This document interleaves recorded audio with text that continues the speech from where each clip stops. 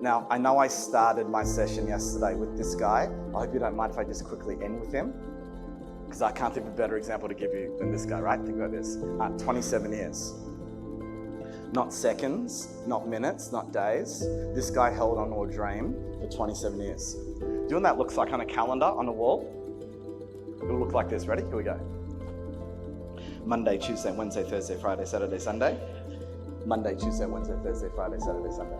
January, February, March, April, May, June, July, August, September, October, November. 1963, 1964, 1965. There is in a prison cell that's 2 meters by 2 meters squared, holding onto a dream. 1966, 1967, 1968. They beat him, they tortured him, but he will not let go of this dream.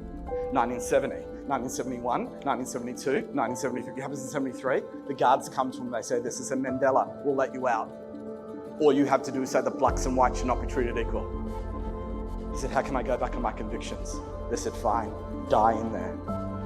1974, 1976, 1978.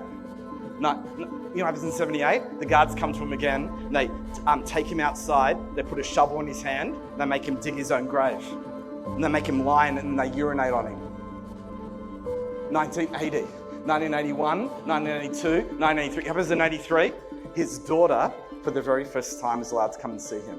He hasn't seen his little girl in 20 years. The family's never been allowed to come to the prison to visit.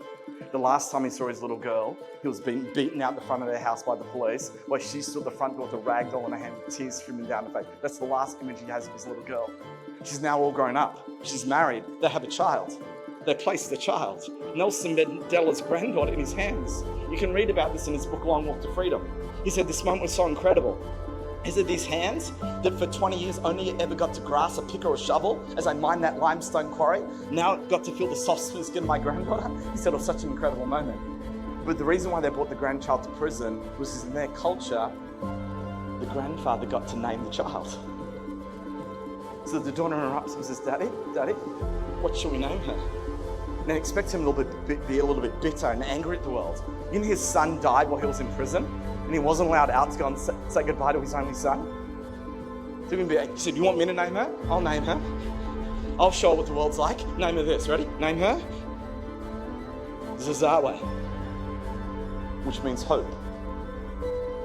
I may not get out of here alive, but I pray that hope gets past the next generation.